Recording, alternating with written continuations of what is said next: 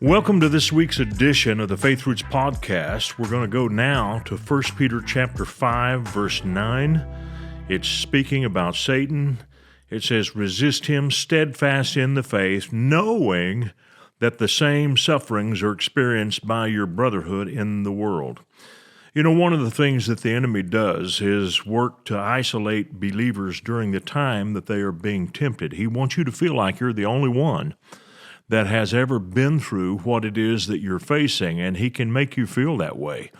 You can think, man, I must have done something really bad, or I'm a unique case, or no one can relate to me. I can't get help from anyone else. I don't know that anyone understands me. All these thoughts come to mind when you are being tempted by the enemy. And the Apostle Peter stressed that the simple knowledge that others are tempted in the same ways that we are can be of great benefit to you. You start realizing what I'm going through is not unusual, it's not strange. Now let me say this, we are not all being tempted at the same time, and there are times when someone else is going through a very rough period that you may be experiencing great victory, and then likewise, they may be experiencing great victory and you're going through a rough period. We're not all on the same schedule. And so it's easy to become discouraged when you're being tempted and you look around and all the others around you seem to be oblivious to what it is that you're facing, and they're in total victory at the moment. And when you're in total victory, it's kind of hard sometimes to relate to people that are really fighting a battle. And so what the enemy likes to do is discourage. He wants to make you think you're the only one ever to go through this. Anything that comes from the devil is fiery. It is an attack that is no holds barred.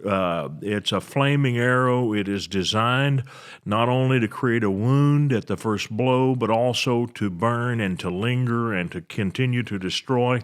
I've noticed this. Crazy thing happened to me when I first became a believer in Jesus. I was at church. It was at my grandma's Pentecostal church. And sometimes people who are good people intend to do good things. They want to do good things. They really do want to help, but they don't quite know how to do it.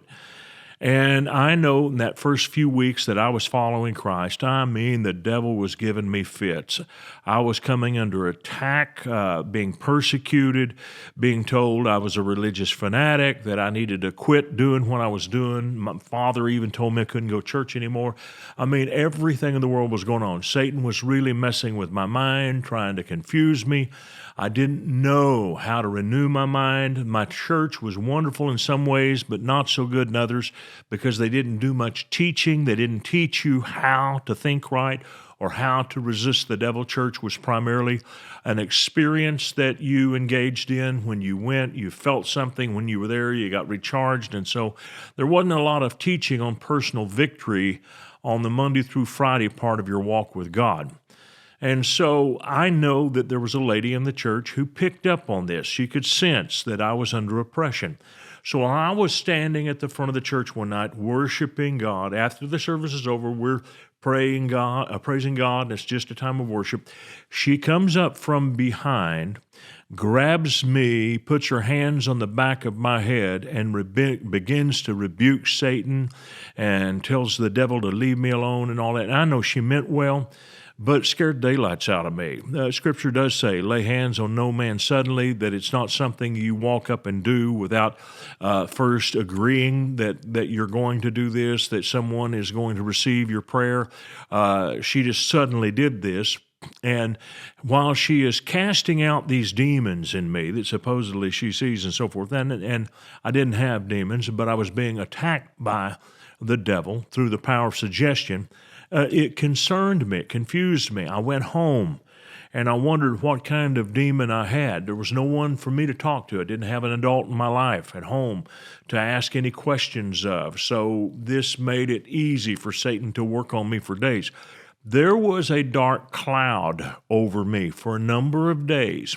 That's the idea of a fiery dart. The dart hits but then it lingers and continues to burn. She opened up something in my thinking for me to be oppressed for a number of days, and the devil does that. His trials are fiery, and this is something that Peter warns us about. 1 Peter 4:12, Beloved, do not think it strange concerning the fiery trial which is to try you, as though some strange thing happened to you.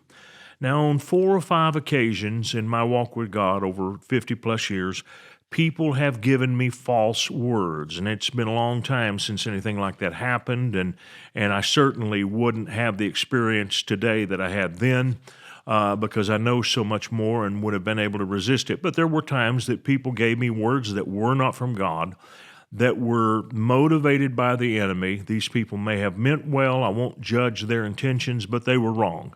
And they gave false words, and there was a dark cloud that came over me for days afterward until I finally realized this isn't from God.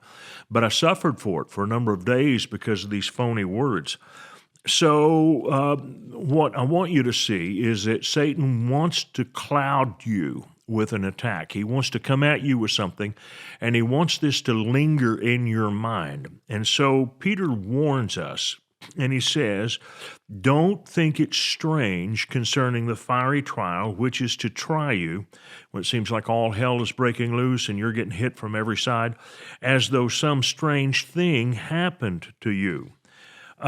If you deem your trial as something exotic, something unusual, something that doesn't come on the average person, you're more apt to think that your cases are special, and therefore it makes it very difficult for you to listen to someone else and to receive from someone else who may be able to help you with some word.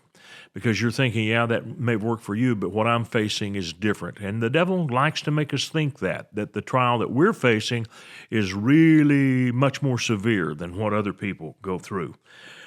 He then wants you to belabor the reason that you have come under attack. In other words, what did you do to cause this? When my oldest daughter was 9, we were playing basketball. Me and some guys, about 6 of us, playing basketball in our warehouse. We had a little goal set up where we could play 3-on-3 in a very small space. And anyway, we loved to do that. And my daughter was there playing with some of her friends, and they were crawling on boxes. And the box that she was crawling on collapsed because it wasn't full. And she fell to the floor and she cracked her skull. I didn't realize it at the time, but she developed a big blood clot. So a couple of days later, we're in the hospital. Actually, the very next day, we're in the hospital, and we're going through this. And the prevailing thought, besides the fact your daughter's going to die, is what the devil told me, the next thought was, why did this happen? Why did this happen? Why did this happen? Why did this happen? And Satan wanted to belabor that point with me. Why did this happen? What allowed this to happen? What did you do that opened the door to this? And fortunately, I knew enough about following God, and I knew how serious the situation was. I knew enough to know, don't go there. Don't ask that question. That is not important, especially at this time. It is important that we receive victory over this. And so I focused instead on my daughter's recovery and on God working on that situation to completely return her to normal. And I said, according to Mark 11:23, Jesus said, if you say on this mountain, be removed, be cast in the sea, shall not doubt in your heart, but shall believe those things you say will come to pass, you'll have whatever you say. So I said, my daughter will live and not die. I said, the doctors will evacuate the blood clot, remove it completely. My daughter will not have any complications. She will completely recover. There will be no residual effect from her falling and receiving this large mass of blood on her brain, which could easily have killed her. I found out later. But anyway, I refused to go where Satan wanted to lead me, because you won't win the victory if you spend all your time thinking about why did this happen. He wants you to belabor that.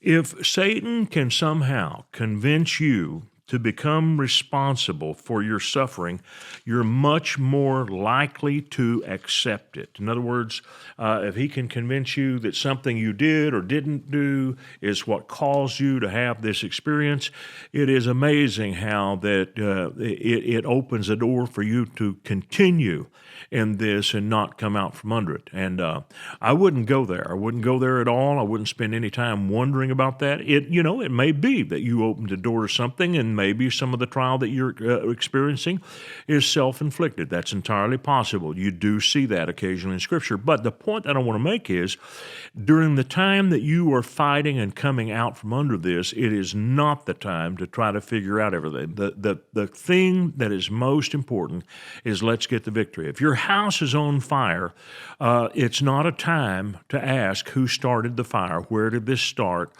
Can we find any traces of arson? Is there an accelerant anywhere around? This is not the time for it. The time is later for that. What you want to do is spend time putting out the fire and getting all of your loved ones out. That's where you want to go. You want to find immediate victory. You want to prioritize your thinking during a time of trial. And so trying to wonder why this happened is not beneficial. Sometimes people think of karma, and in other words, things that are bad happen to people because they are bad. So I want to show you that's erroneous thinking, and it's especially true if you're a believer. So let's look at Acts chapter 28. This is talking about the Apostle Paul. He's come out of the water. He has escaped a shipwreck. So let's look at this. Now, when they had escaped, they then found out that the island was called Malta. This is where they landed. And the natives showed us unusual kindness, for they kindled a fire and made us all welcome because of the rain that was falling and because of the cold. But when Paul had gathered a bundle of sticks and laid them on the fire, a viper came out because of the heat and fastened on his hand. So when the natives saw the creature hanging from his hand, they said to one another, "No doubt this man is a murderer, whom, though he has escaped the sea, yet justice does not allow to live." But he shook off the creature into the fire and suffered no harm. However, they were expecting that he would swell up or suddenly fall down dead, but after they had looked for a long time and saw no harm come to him, they changed their minds and said that he was a god. Now, this is a fascinating story because it demonstrates beautifully what I just taught you, and that is that you don't spend time asking questions, why did this happen? This was an attack of the enemy to keep Paul from getting to Rome to fulfill what Jesus had told him to do, is to go and bear witness to Rome. And it was important. If the gospel was to go to all the world, it needed to go to the leader of the world, and the only man who was capable of doing that with great confidence and with great reason was the Apostle Paul. And so that's why Paul experienced what he did and came to appeal before Caesar Nero. And he preached the gospel amazingly well there. And there were a number of people in Caesar's household who believed as a result of what Paul did. So this was an attack of the enemy to keep him from doing what he did. The point I want to make is karma isn't always true. Sometimes people do reap what they sow, but they don't always do it immediately. And just because something bad happens to you doesn't mean it is God letting the devil come against you because you opened up a door. Don't fall into that kind of thinking. The answer, get out of the mess, resist the devil, he will flee from you. Later on, if you need to make some kind of an adjustment, you can do that. That's all the time I have for this one. We'll pick up here tomorrow. See you then. I want to thank you for watching our podcast today. And if you really liked it, would you please give us a little thumbs up by clicking on that sign down below? And then I would encourage you to subscribe to our channel so you don't miss any of our future podcasts, because they're all going to be good. And if you would like to support us financially, either with a one-time gift or recurring gift, you can do that by clicking on the link below or going to myfaithroots.com. Thank you so much for watching this program.